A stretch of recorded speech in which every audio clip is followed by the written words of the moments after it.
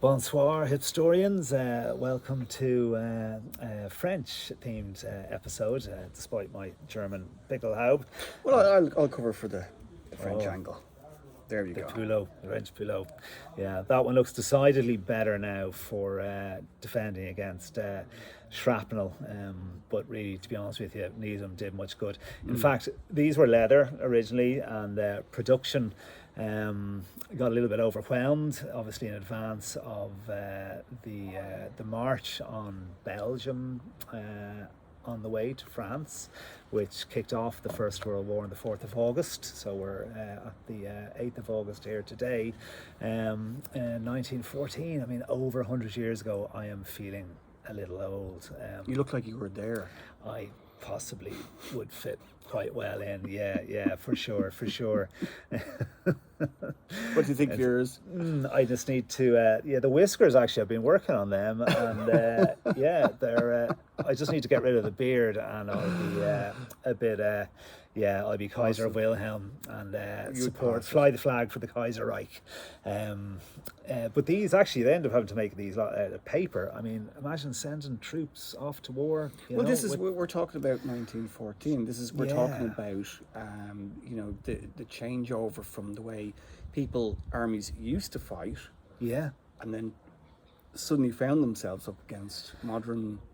Well, this is the thing. I mean, I suppose your kind of, passion certainly is Waterloo. I mean, you've been there many times. We're going to do an episode on that at some 100%. Point where you can indulge yourself, and perhaps we'll recreate some of the scenes. Let's see. But describe the difference there of what this is like. This is what people were expecting when this war kicked off.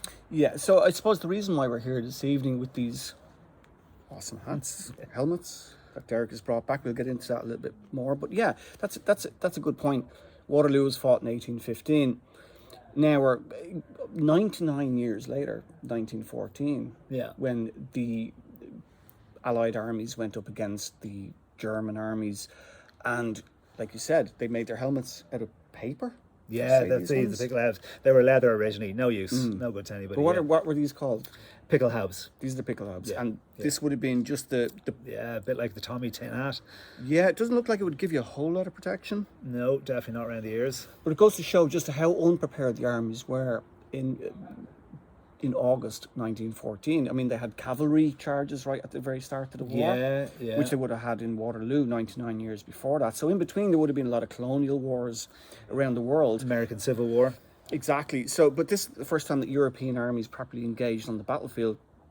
It just goes to show how unprepared they were, which would lead later to the mass slaughter of the French before they got...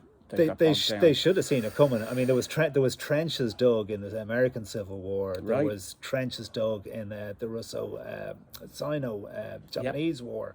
So how they didn't think this was going to happen. But of course, this was the von Moltke the Elder, who originally came up with the von Schleifen Plan, which is what they how the Germans thought they were going to succeed and encircle Paris within 30 days. Can you describe what the von Schleifen Plan was? Yeah, like essentially they just thought they'd take a big wide arc from Germany, go in through Belgium and come around the back door of the forts, which we're going to talk about, one of the big forts being Verdun, and encircle Paris and take it over really without a fight, without a fight essentially. That's it. And they'd been massing materiel and an army over the previous 10 years. What happened was, and what they didn't bank on, was the fact that the English, again, the Kaiser and Queen Victoria were cousins. Do you know what I mean? So they were all related. All these great powers, the Austro-Hungarians and the Russians, they were all related because they all interbred, for years. This is the thing. They kept it. They looked after their own and the thrones and all that kind of stuff. But what happened was they didn't bank on England, and this is actually as a result of Waterloo, England guaranteeing protection for Belgium. Right. So once Belgium had been invaded, that changed everything. and the British Expeditionary Force of 80,000 was sent to give the French a hand. Now the big one was the First Battle of the Marne, fought in 1914. You know, famously the French sent troops out via taxi to the front lines, and they stopped the Germans. I presume they didn't charge them. And they didn't charge them, no. But what the Germans did do was they parked up, 30 miles outside Paris. They had a huge big howitzer called the Big Bertha, and they just kept lobbing stuff over every now and again. The other side of all this, of course, is the other part of the alliances whereby the Austro-Hungarians, obviously this started in Serbia, and they all went to war against Russia. So it was a war on two fronts. It wasn't until the Russian Revolution, and that's another episode we're going to talk about, which took them out of the war. But Verdun, this was the place for me. This was the heart of everything for me, because it was the beating heart of France. Erich von Falkenhayn, the commander-in-chief of Kaiserreich's army, had this really horrific idea. In fact, I mean, this idea that they were gonna, and he said these words, "We are going to bleed France white." Now, why he said that was there was the Franco-Prussian War of 1871. The French were beaten at the Battle of Sedan. They said they were never going to be beaten again, and this was the reason they started the building of the fort in 1885, and this was going to be the ultimate in defence works, and they were no way going to give this up, no way. So they sent in lots of troops, 700,000 casualties in this 10-month battle in 2006. 700,000 French casualties? Overall casualties for both, about 350,000 dead. And they did maintain a supply line which was called La Voie Sacrée, the Sacred Way, and they kept materiel and people constantly coming in. Now, the various forts, the one that we have in this episode is Fort de Douaumont, there's Fort de Vaux, there's a number of other smaller forts. The Douaumont was the largest of them all, and it was a complete underground system. But the Germans took this over. It was a lot of hand-to-hand fighting, in like stuffy corridors, underground, in the dark, with artillery raging overhead. And was it constant? Constant. It was like constant. 24 hour. Yeah, a lot of constant nighttime shelling. raids. Yeah, shelling during the day. Everything. Flamethrowers. I mean, obviously, this is the first time flamethrowers were used. And brutal. It was brutal. It was brutal for both sides, though, and there was no strategic point to this, right? Other than they thought they would knock the French out by bleeding them white. So basically, there's no real intricate, examination or thought behind it. It was literally a blow by, like two boxers standing in a ring, punching each other until one collapses. There was no clever maneuvering. There was no clever strategy. It was just to the death. Yeah. Wow. I mean, you say this was the whole First World War, but I think this really is, if you're going to say this is the thing that describes best what the two sides were at. Absolutely. And, so what months are we talking about? When did it kick off? 22nd of February 2016 up until November 2016. Now, there were fights after not that. 2016. But 1916. Yeah. 1916. There you go. We'll go back 100. Yeah. I'm still living in the past, as you can see, But that thankfully was the it deal. didn't just happen. No, indeed. So that was it. So those dates again. So it would have kicked off end of February till beginning of November 1916. And of course, in these lands, we're more familiar, I suppose, because of the Irish involvement with battles like, obviously, most famous one, the Battle of the Somme, which took place in that year as well. Yeah. Grievous casualties there. Obviously, the most famous one being how many the British lost on their first day, 60,000. But while we're kind of focused on that, for obvious reasons, I've been to the Somme. Yeah. We have an interest there as Irish people. But part of the greater British Empire as it was at the time. Yeah. Our focus is on that. We don't hear so much about Verdun. Would it No, be fair to it say? I was- mean, you have well, to kind of... It depends on where you're living, of course. Exactly, See, this is yeah. the thing. This was the French Somme. This was the French Exactly. battle. Exactly. The Somme was on the British sector, Yeah. and obviously, being where we're from, this is the one that's most talked about. Absolutely. Because we grew up with the BBC. Yeah. Do you know what I mean? Instead of, Yeah. what was it, TV5 in France or whatever, Yeah. we didn't have that. So that's why we hear so much about the Somme.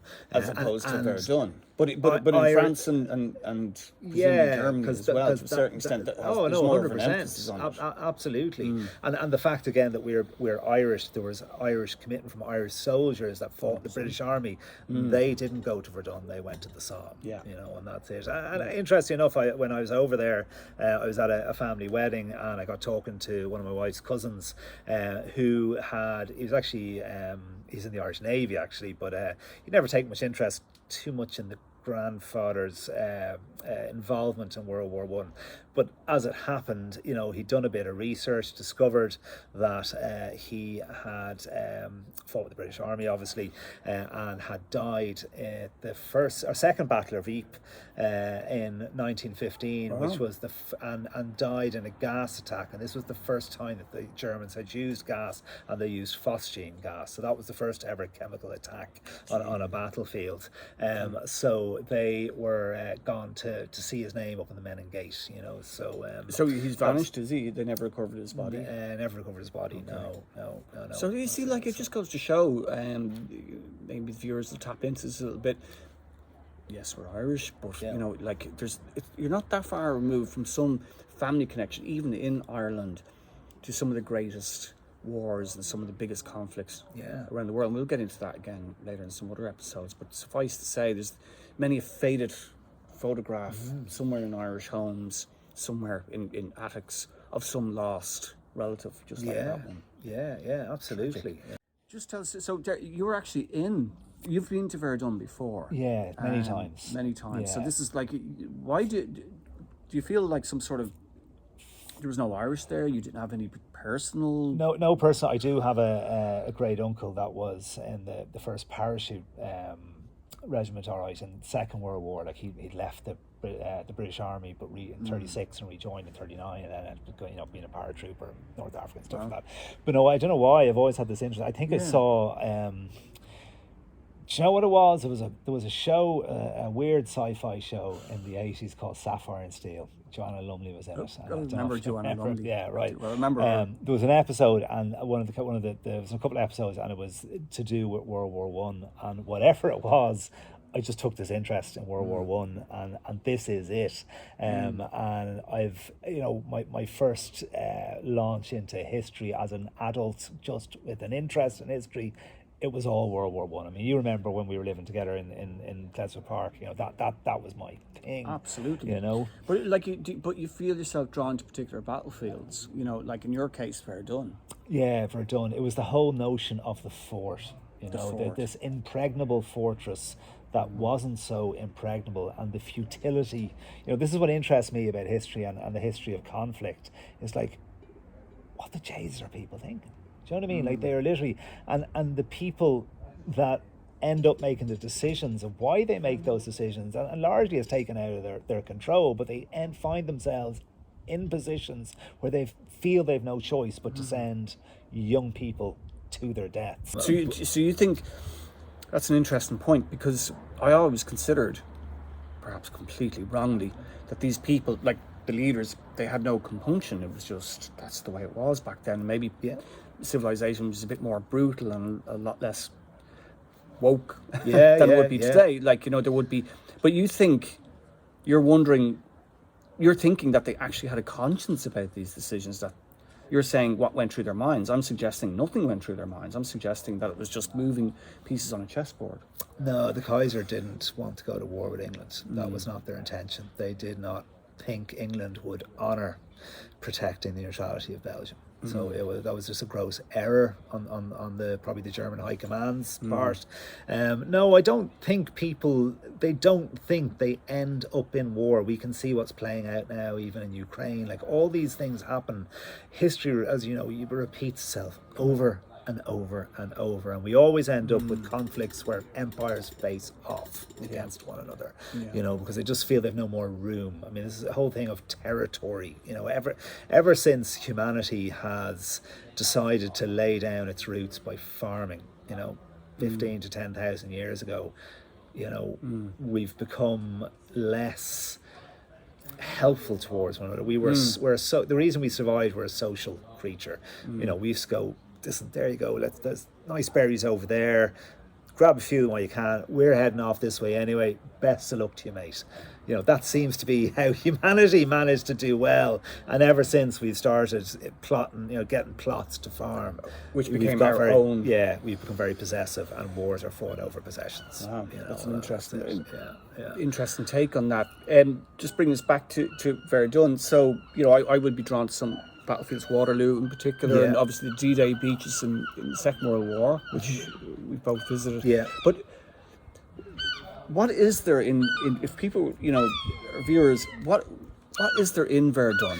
So you've got a couple of cemeteries, which will give you a glimpse of the scale of what went on there. And we share some of the footage that you took there. It's quite with the crosses. It really does hit home. You've got a lot of the trench kind of systems. I know it's 100 years on and land has grown up and around it, but you can still see the scars from shelling and from where man had dug out lines, and you get a complete sense of the scale and where, and the entrances as well, where there would have been the hand-to-hand fighting. The sense of the underground complex that was not modern, so it didn't have good ventilation and all these kind of things, and men were camped out there, not in Douaumont, but in Fort de Vaux they have the hospital room. It's a room with a couple of beds, a couple of bunks. I mean, that was it. How did they get? I mean, you're talking about having to remove the wounded and the ones that obviously you'd have to triage who might stay and who might die, and then the ones who might be saved, you got to ferry them back along the sacred way, which is being shelled as the other men and material. I mean, imagine what it must have been like for the soldiers marching along that road, La Voie Sacrée and Waverley, passing by the wounded and the dead. Yeah. What must have gone through your mind? They must have thought or assumed it was just a one-way street, one-way ticket. Yeah. That was it. But yet they went. Yeah. There's a sense of duty that maybe now I can see some parallels with what's happening in Ukraine. Just to mention a point about my wife's relative, what's interesting about his story in particular was that he was 40. He had a family, and he chose to go to war out of a sense of duty. That's not something you see today. I'm not sure if either you or me would pick up a gun. At what point will we pick up a gun? And this is something. This is absolutely gets to the point. The key when you're as interested in history as we are, and hopefully some of you guys are. Any of the battlefields that you go to, or any of the experiences that you read about, the one constant thought in the back of your mind is, could you do it? Could you actually do it? Knowing full well, more than likely, it was a one-way ticket. When you're younger and you're a bit more invincible, even young troops in Vietnam, perhaps, teenagers, there were, but like you said, a 40-year-old man with a family, I don't know. It's hard. I'd have to say, I don't know if I could do it. I don't know. It's the thing is that we have that's different from before now, not in recent conflict, because that's all sanitized, but the Vietnam conflict is what changed things, because it brought home what war was like. Now, if you were living in 1914-15, you had military artists depicting battles, but they would have depicted, again, sanitized. It would have been heroic imagery of people winning. So that's what you would see. It wasn't unless you came back as a veteran, either shell-shocked or otherwise, that could pass on. Obviously, combat, photography did exist. I think some of the earliest ones were in the Crimean War. The first war photographers, the first war correspondents. Winston Churchill, he was famously a war correspondent against the British campaign against the Boers in South That's Africa. right, yeah. So it was starting to be documented, but like the first images of American dead that appeared would have been obviously from the Civil War. Yeah. In Gettysburg, Yeah. very famous images. But during the Second World War, I was reading only recently, it's as late as 1943 in Tarawa, which was one of the brutal island battles that the Marines engaged in against the Japanese Empire. Yeah. Was that the first time that American dead were pictured in Life magazine?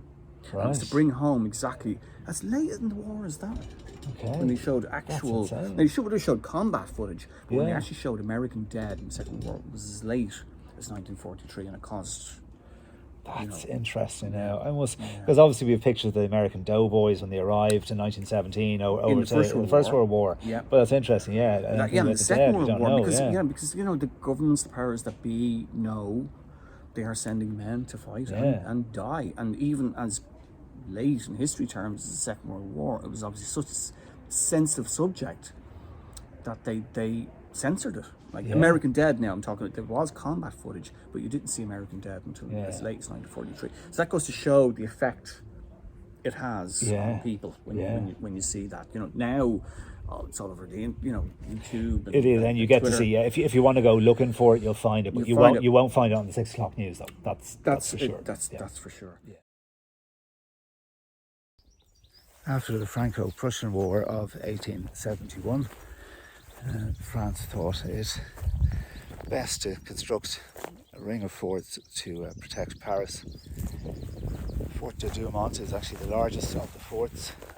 Construction began in 1885 at a considerable cost, which would have equated to paying 300,000 French soldiers' salary for 1 year. It's hard to imagine really that such a strategically insignificant place gave rise to such horrendous casualties. It really is not unsimilar to the Somme in being a complete waste of human life with nothing achieved. Over here, some more of the concrete fort structure. We'll take a look there now. Whoa, look at this. You can see sticking out of the grounds steel rods that reinforced the concrete structure.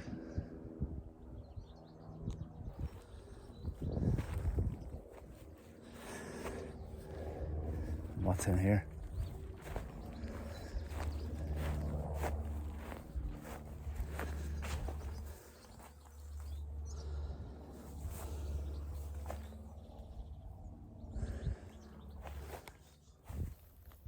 Here you can see with metal posts sticking out of the ground. And you can follow a line along here and meanders around the different trenches. This would have been a last line of defence to keep the Germans out, hoping that the infantry would get tangled up in the barbed wire and give the French a chance to mow them down and add to the utter carnage that was the Battle of Verdun.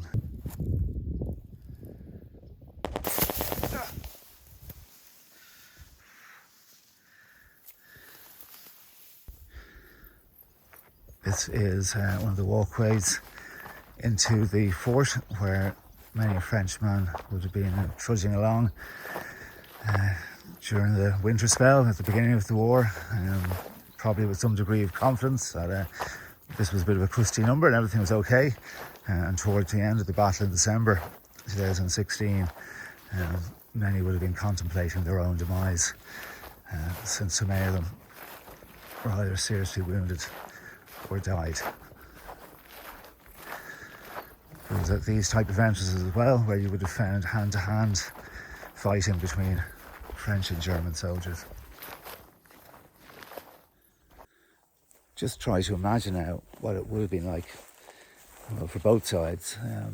For the French here, trying to defend a rush of German soldiers trying to breach the entranceway, while they would have been feeling so trapped with nowhere to go and having to defend to the last man.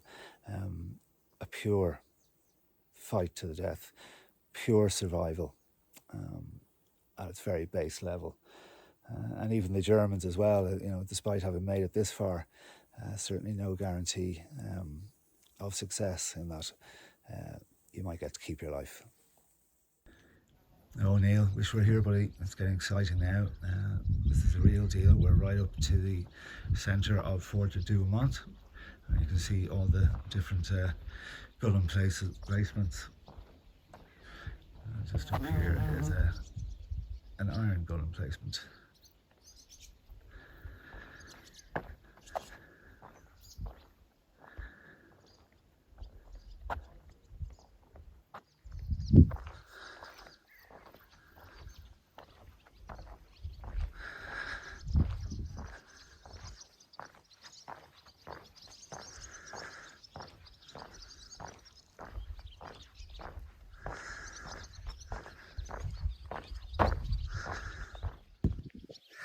Okay, right here we're at the top of the fort, and you can see the type of commanding position this part of the fort would have had over the surrounding lands. And if there was any tactical reason whatsoever the Germans had, other than to kill as many Germans as possible, this would have been it.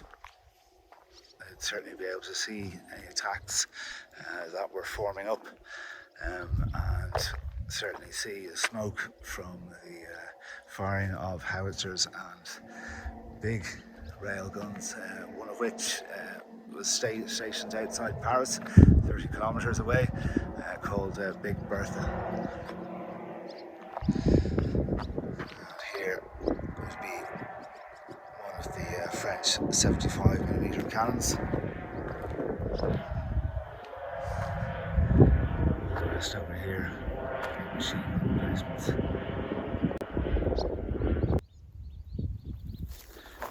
Just to the bottom right of the screen, you'll see the iron that was used to wrap barbed wire around. This proved particularly effective against infantry throughout World War I. Any soldiers caught on the barbed wire would have been sitting ducks for either the Germans' Maxim machine gun or the British Villiers machine gun.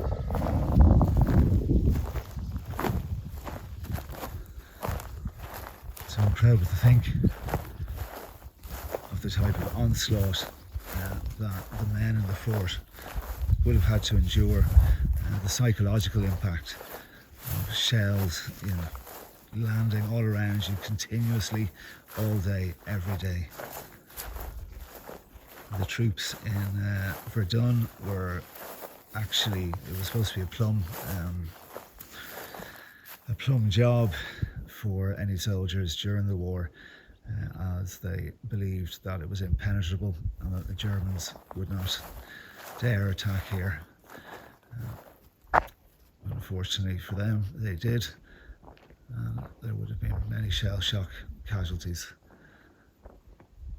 also suffered.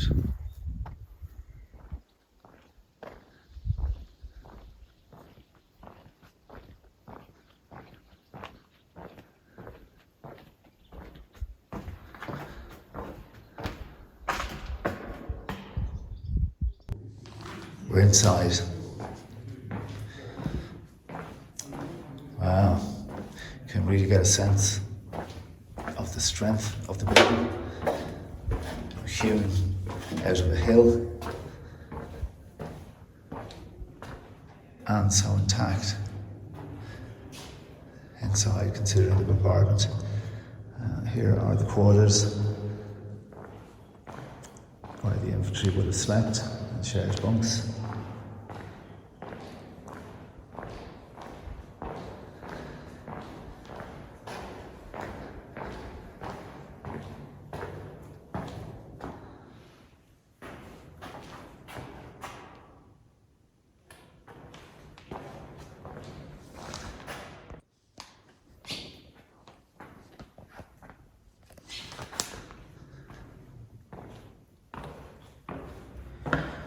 the kitchen.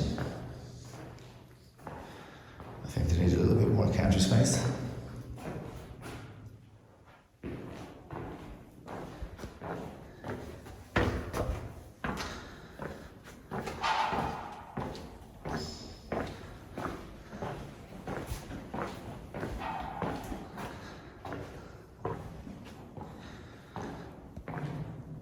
Here we have an excellent model that shows you the size. And you can see the path that runs around it that we walked a little bit earlier on.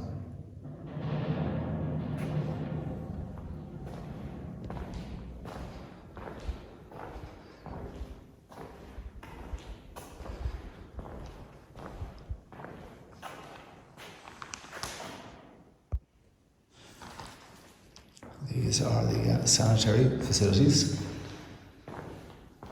So this is where you would have went to the toilet. And I'm sure these were well used when the fort was under bombardment.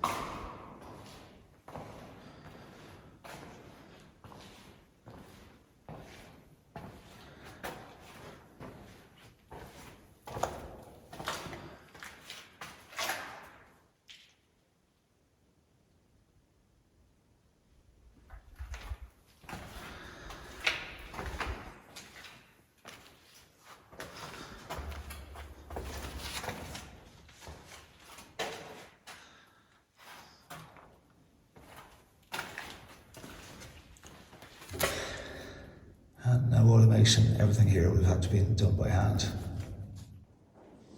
This one is the big one, 155mm cannon, which would have been capable of inflicting some serious damage. Just look at the machinery. Let's take a walk up here.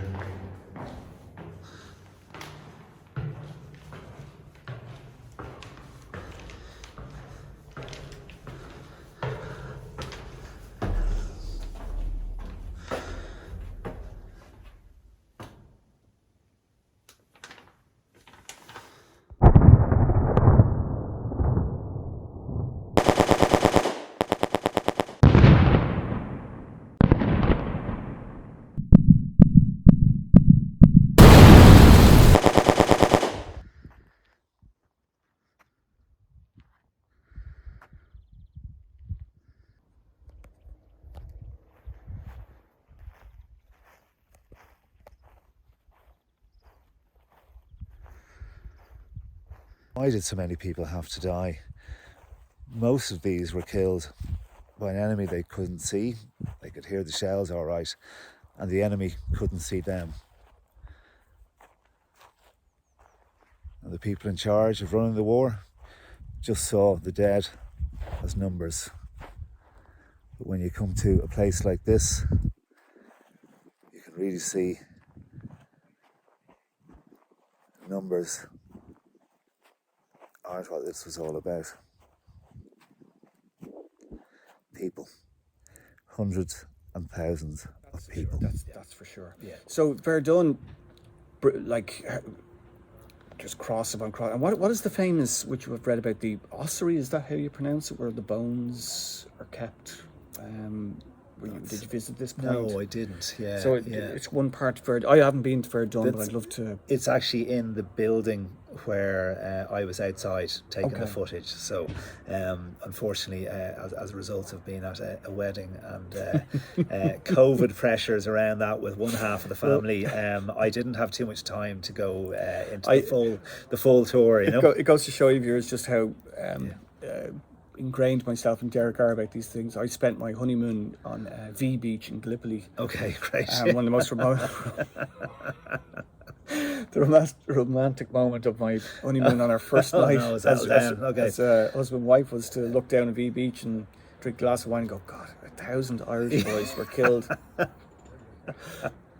Brilliant. I was still with you, so you know that's a fair play for the time being. Well, listen, I mean, what can we say? We could talk and we could chat on for hours. We're going to explore a lot of different themes. That the whole point of this thing is to introduce ideas and let's get conversations going. Feel free to get in touch with us and any ideas you might have for shows. I mean, we'd love to do whatever we can.